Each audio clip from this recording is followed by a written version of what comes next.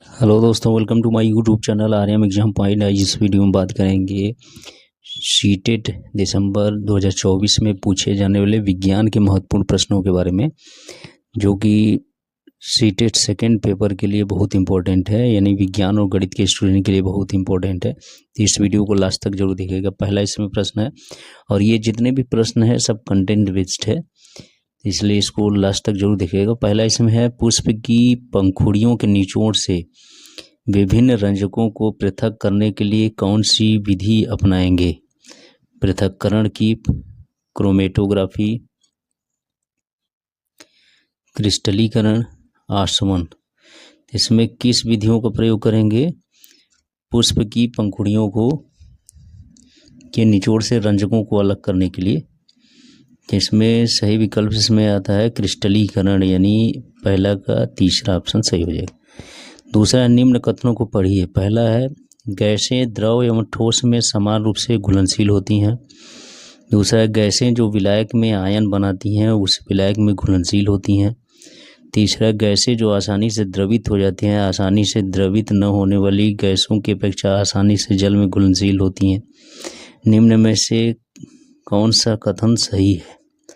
तो सही कथन इसमें से पहचाना है। तो इसमें सही कथन आता है पहला, और कौन है? दूसरा है। तो इस तरह से देखा जाएगा तो पहला विकल्प सही होगा, पहला व दूसरा। तीसरा गलत है इसमें।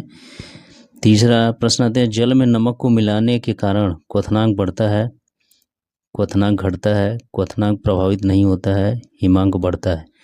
तो जल में जब नमक मिलाते हैं, यानी अपद्रव्य मिलाते हैं, अशुद्धियाँ मिलाते हैं द्रव में, तो हमेशा उसका क्वथनांक बढ़ता है, यानी तीसरा का कौन सा ऑप्शन सही होगा? पहला ऑप्शन सही हो जाएगा। चौथा है, निम्न अपरूप हैं नाइट्रोजन तथा हाइड्रोजन, ग्रेफाइट तथा हीरा, कार्बन तथा सल्फर, नियान तथा हीलियम।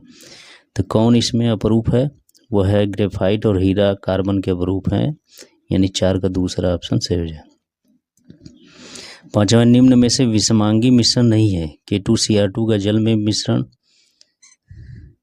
वायु O2 N2 CO2 का समांगी मिश्रण, गन पाउडर, मिट्टी। तो इसमें कौन विषमांगी मिश्रण नहीं है, ये पहचानना हम लोग को। तो पांचवा का इसमें कौन सा ऑप्शन सही होगा? दूसरा वाला सही होगा, कि ये विषमांगी मिश्रण नहीं है, बल्कि क्या है? समांगी है।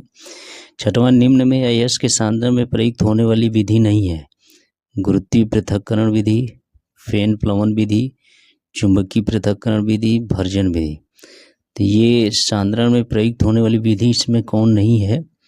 तो वह है भर्जन विधि। ये भर्जन जो होता है निस्तापन में प्रयुक्त होता है, धातु के निष्कर्षण में प्रयुक्त होता है, यानी ये तीनों विधियाँ होती हैं। तो इस वजह से 6 का चौथा विकल्प सही होगा।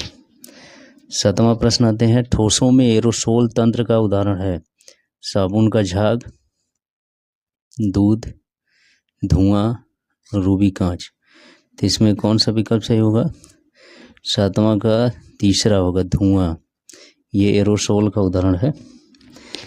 आठवां, धातु वे तत्व हैं जिनमें धनायन बनाने की प्रवृत्ति होती है, ऋणायन बनाने की प्रवृत्ति होती है, हथौड़े से पीटने पर छोटे छोटे कणों में टूटने का गुण होता है, विद्युत तथा ऊष्मा को चालक होने का गुण होता है। तो धातुओं में कौन सा विशिष्ट गुण पाया जाता है? वह धनायन बनाने की प्रवृत्ति होती है इसमें, यानी 8 का पहला ऑप्शन सही हो जाएगा। 9वां, निम्न में से कौन सा गुण सामान्यतः धातुओं द्वारा प्रदर्शित नहीं होता है? विद्युत चालकता, ध्वनिकता, चमकहीनता, तन्यता। तो सामान्यतः धातुओं द्वारा प्रदर्शित नहीं होता है, कौन सा गुण इसमें? तो 9 का तीसरा इसमें चमकहीनता, 9 का तीसरा विकल्प सही हो जाएगा। 10वां है, सल्फाइड अयस्कों को अपचयन के पूर्व ऑक्साइड में परिवर्तित कर लेते हैं, क्योंकि ऑक्साइड अधिक मात्रा में पाए जाते हैं। ऑक्साइड सुगमता से अपचयित हो जाते हैं। सभी ऑक्साइडों का गलनांक अत्यंत कम होता है। सल्फाइड अक्रिय गैसों के समान व्यवहार रखते हैं। तो 10वां कौन सा विकल्प सही होगा? दूसरा, कि ऑक्साइड सुगमता से अपचयित हो जाते हैं। तो 10 का दूसरा ऑप्शन सही होगा।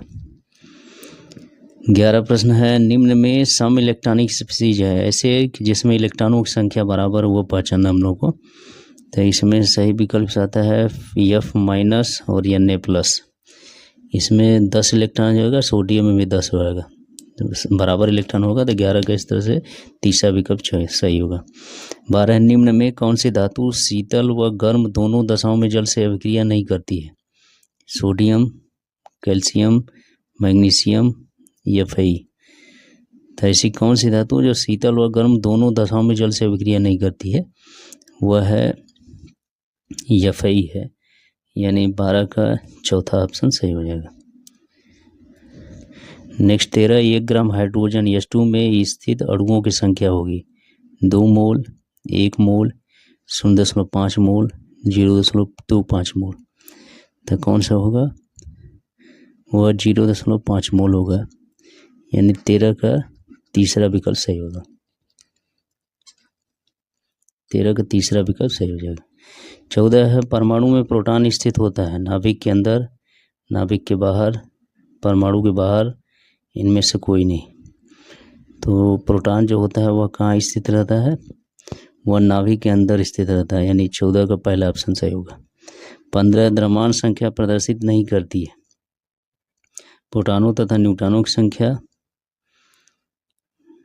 ये द्रव्यमान संख्या को प्रदर्शित करती है। परमाणुओं की संख्या प्लस न्यूट्रॉनों की संख्या, इलेक्ट्रॉनों की संख्या प्लस न्यूट्रॉनों की संख्या, पॉजिट्रॉनों की संख्या प्लस एंटी प्रोटॉन की संख्या। इसमें कौन सा होगा?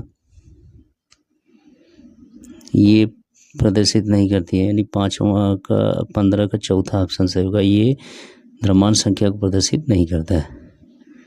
16 प्रश्न, वे स्पीशीज जिनमें परमाणु क्रमांक तथा द्रव्यमान संख्या दोनों भिन्न हो परंतु न्यूट्रॉन की संख्या समान होती है, वह है समस्थानिक, समभारिक, समन्यूट्रॉनिक, सम-इलेक्ट्रॉनिक। तो जिसमें न्यूट्रॉनों की संख्या बराबर होती है उसको समन्यूट्रॉनिक कहा जाता है, यानी 16 का कौन सा ऑप्शन सही होगा? तीसरा। 17 निम्न अभिक्रिया कहलाती है। इस अभिक्रिया क्या कहेंगे? संयोजन अभिक्रिया, विस्थापन अभिक्रिया, वियोजन अभिक्रिया, अपक्षयन अभिक्रिया। तो इस अभिक्रिया कहा जाता है वियोजन अभिक्रिया कहा जाता है, यानी 17 का तीसरा ऑप्शन सही होगा। वो भी उसमें वियोजन कर सकते हैं इसको। 18 निम्न में कौन कॉपर एवं एल्युमिनियम की मिश्र धातु है? जर्मन सिल्वर, कृत्रिम सिल्वर, स्टेनलेस स्टील, मुद्रा धातु। तो कॉपर और एल्युमिनियम की मिश्र धातु इसमें पहचाना है तो वह है कृत्रिम सिल्वर, यानी 18 का दूसरा ऑप्शन सही हो जाएगा। नेक्स्ट आते हैं 19, धातु ऑक्साइडों की प्रकृति होती है क्षारीय, अम्लीय, उभयधर्मी, उदासीन। तो धातु ऑक्साइडों की जो प्रकृति होती है वह क्षारीय होती है, यानी 13 का पहला ऑप्शन सही हो जाएगा। 20 आते हैं, निम्न में उभयधर्मी ऑक्साइड है MgO, CaO, Al2O3, CO2। तो इसमें Al2O3 है, यानी एल्युमिनियम का ऑक्साइड उभयधर्मी होता है, यानी अम्ल और क्षार दोनों से अभिक्रिया करता है। तो इस तरह से इस वीडियो में हम लोग 20 क्वेश्चन के बारे में डिस्कस किए जो विज्ञान के महत्वपूर्ण प्रश्नों की श्रृंखला में आते हैं। यदि ये वीडियो अच्छा लगा तो मेरे चैनल को सब्सक्राइब करें, वीडियो को लाइक शेयर करना ना भूलें। Thank you.